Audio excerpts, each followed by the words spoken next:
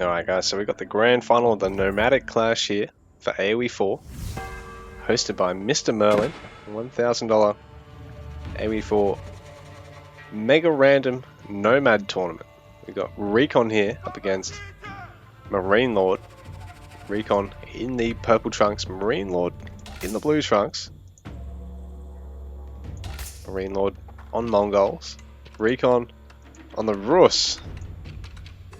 So anything goes in Mega Random. All sorts of weird and wonderful maps, half maps, maps and a half, you name it.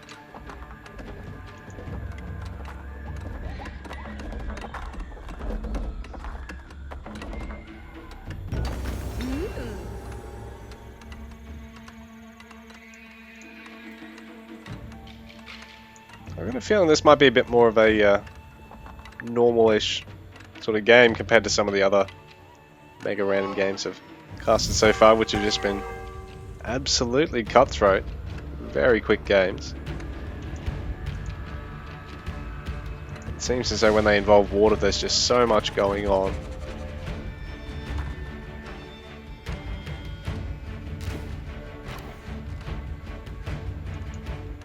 Players exchanging words which we cannot read for some reason. Yet all the other games, the replay system has no problem picking up the chat of the players. You get the pings to let you know when the players are talking, you just can't see the chat, which seems a bit weird.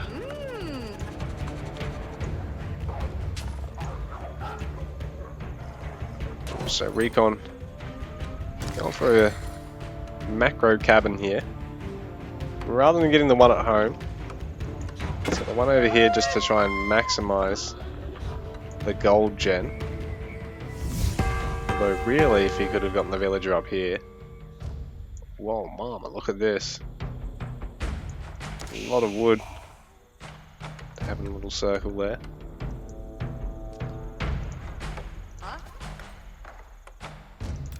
So I should probably switch back to this every now and again just to get an idea of what Recon's Rus bounty accumulation is, because it gives them a nice food gathering steroid.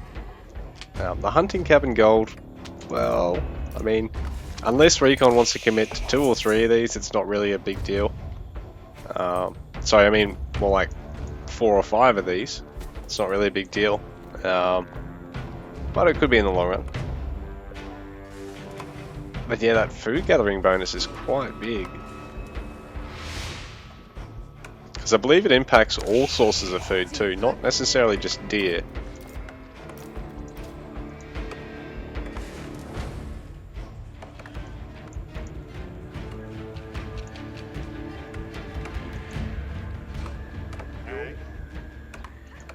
So Marine Lord gathering quite a bit of wood. Wonder if that's just to be able to go for another Gur and tower up his gold.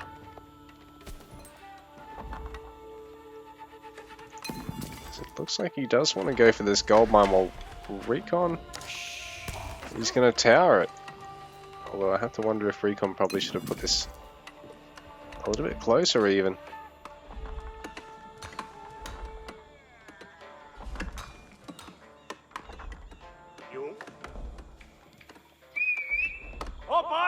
Still watching the buildings get built. The tents. It's intense.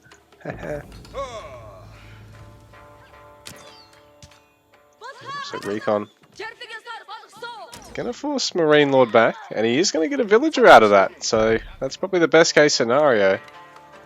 I suppose having it that far back, it keeps it out of vision too.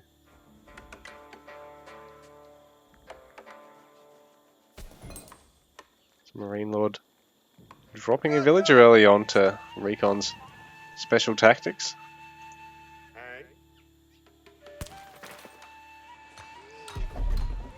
Marine Lord trying to get the gold for his age up. Well, Recon has already got it basically. Ooh, is this?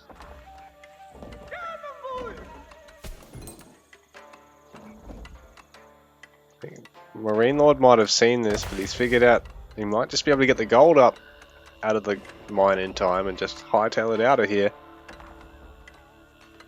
Because he does have plenty of gold around the map. He basically, with the town center spawns, he's more or less contained Recon in this position. So I think while Recon has to play, I guess, this aggressively, and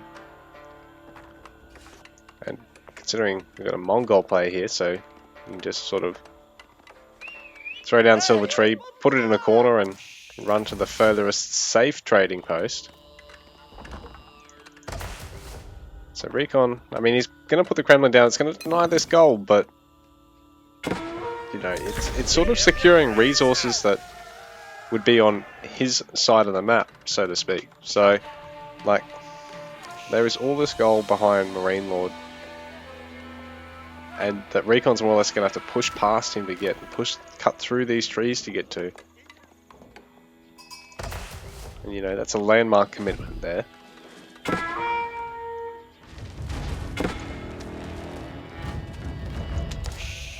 Meanwhile, Recon was trying to go for the deer, but probably just as well.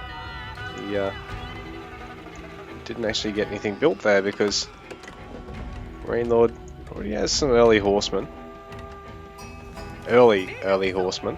Sorry, I should say. Because they're early horsemen and he's got them out early.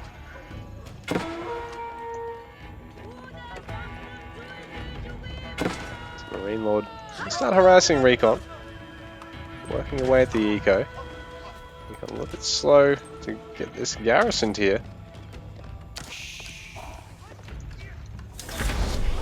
Just trying to wall in a lot of the resources here.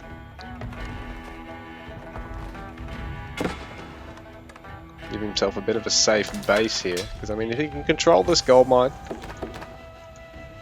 Scout's slowly working down that cabin. If he can control the gold mine and the food here, it, you know, sort of sets him up to go to late game. He's got a couple of gold mines here at home, a bit of wood here as well. And the Kremlin, nice little fort building.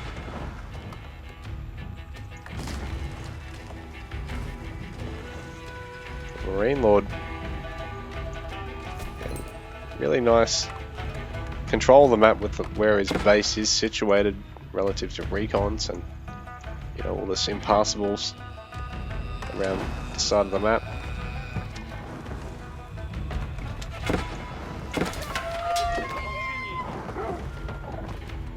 Marine Lord just trying to work away at the walls. He's not going to be able to get anything down, but the Khan will slowly chip away at the villages too. Now, things are going to slow down, but I don't think this is what Recon would want. I think this is definitely what Marine Lord wants. Considering he's got the Silver Tree, he can shit out a lot of traders. He's already actually starting to gather a little bit of food out. Like, the distance at the moment is not a lot, but eventually he will mark it over in the corner of the map, and he'll be able to secure a much longer trading route, and then eventually he will be able to actually up and move the Silver Tree over there. It's just for now, obviously it means he can dump the stone from the Ovu, you know, into traders, double producing them, getting the benefit of the, you know, spending stone instead of wood and gold into producing them, or producing them twice as quick, producing them cheaper because they're at the Silver Tree. In fact, Marine Lord's just going to park these ones here for now, so they go on the longer trip. Like, it was convenient having them cover the shorter distance earlier for that quick 18 gold drop off, and then later on I think they got, you know, one food and one wood per drop off. But now that he's got the market produced, he can rally the caravans, all the traders, sorry, to the trading post and then to the long market. Just that obviously he's trying to pay a bit of attention here to something else, maybe set up a bit of a raid. Yeah, there we go. And look, rather than getting another piddly 18, he's getting 115. and 11 of each of the peripheral resources out of it. So definitely worth it. So, like I said, I think this is great for Marine Lord, this situation, while Recon, as much as he's walled himself in, he's going to have to be the aggressor sooner or later, because as soon as like one round trip gets done here, Marine Lord is instantly ahead. I mean, he already is a little bit, I think, particularly because he's cleaned up a couple of those villages of Recons. Like, look at the Vil count difference already. Well, that's sort of inflated by the fact that, you know, some of this eco pop for Marine Lord is these traders.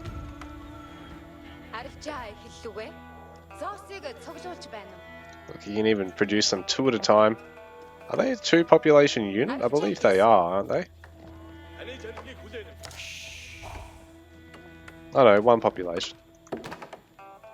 But even still, you can produce 2 at a time out of these silver tree. You can produce another one over here at your other market. And he's already started dealing a little bit of damage to Recon. Marine Lord's eco is powering, and Recon's, he's not in a great shape.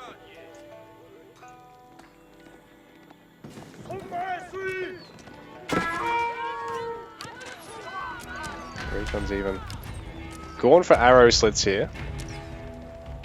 But he's still dropping villages at this point. He probably might have been best off even bringing them back.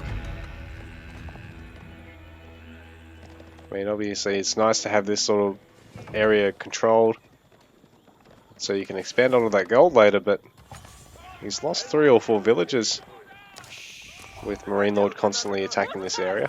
Now Marine Lord is going to be able to take out the fortress because there's not enough ranged fire to actually protect it at this point. Although Recon does have a lot of bowmen here in reserve, so he's going to bring them over. Ward off Marine Lord.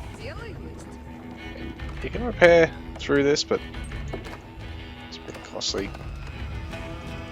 This is Vils, and look at this Mongol eco. It's disgusting. Marine Lord is doing a recon to Recon right now.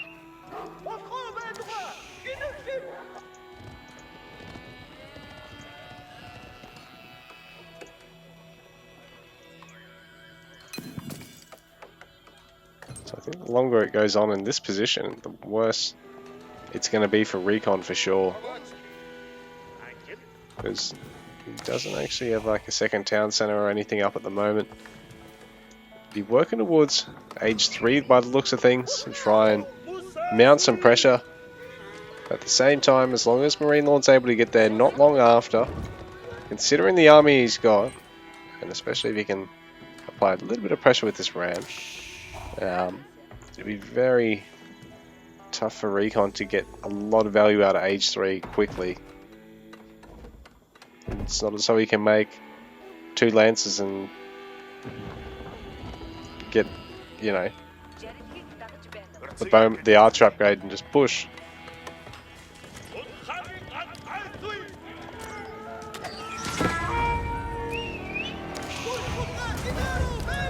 So Marine Lord's going to have the resources to fend anything off. There's a lot of archers for him at the moment. He's going to lose to the fortress and is sort of just hiring as much of his army as possible. High trade house coming out now. Separate out. Marine Lord, his age 3, actually just as quick as Recon's here.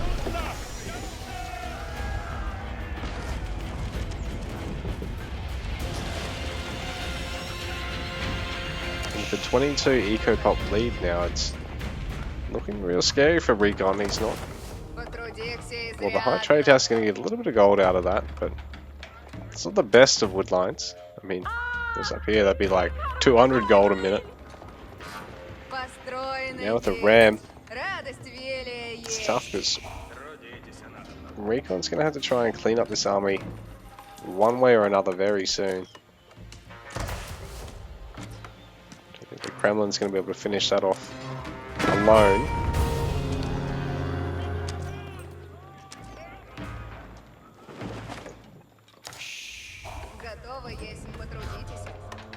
Recon's actually getting Yam Network, getting his veteran archers upgrade as well.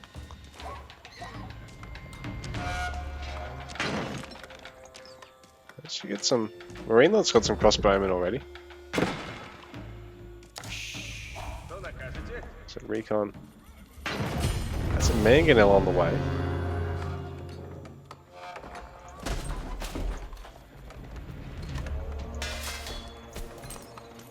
Getting another barracks, preempting losing these production facilities.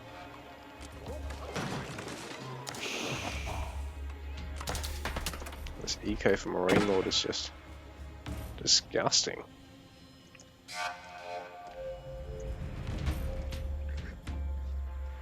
Still shitting out more traders.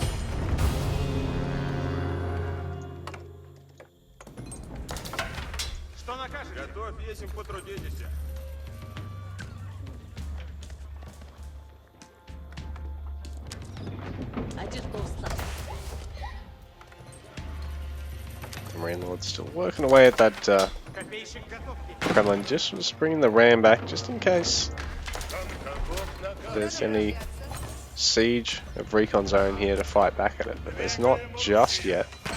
There will be shortly, as he does have a mangonel already ready. Kremlin is going to fall very shortly.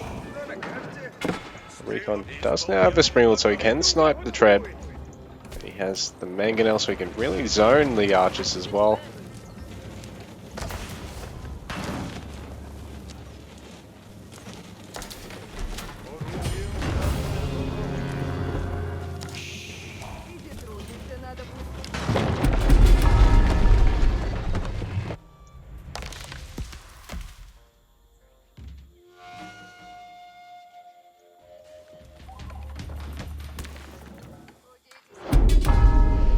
Marine Lord just grabbing all the relics for now. I'm going to actually grab the sacred side as well, because it's quite easy for him to hold in that position, I think.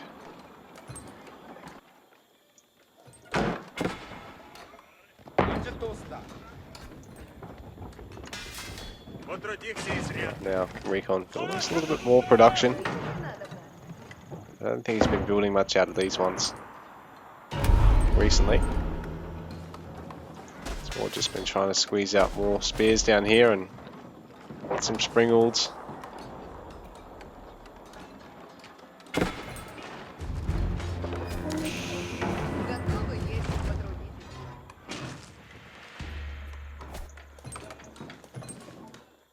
So Marine Lord's really backed him into a corner at this stage. He's got that huge eco advantage, not only the villager lead, but a lot of relics and Mongol caravans, which are just extra OP. He's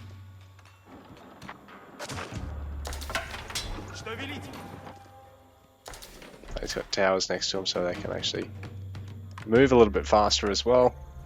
Run through this little segment here. Just have to creep forward with the outposts now. So Recon's not going to have a choice other than to start coming forward and trying to snipe some of the vills. Even some of the army if he can.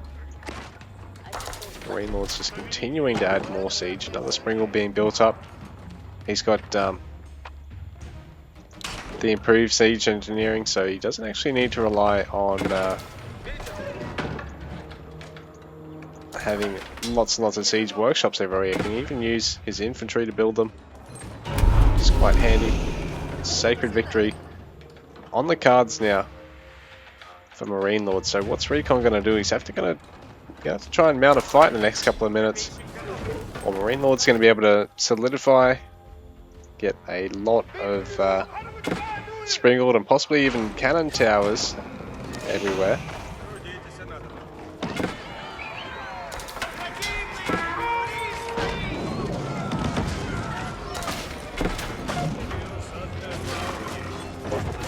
Recon doesn't seem to have enough spears to really shepherd off all the horsemen now. So GG, Marine Lord takes game number 1 in this series.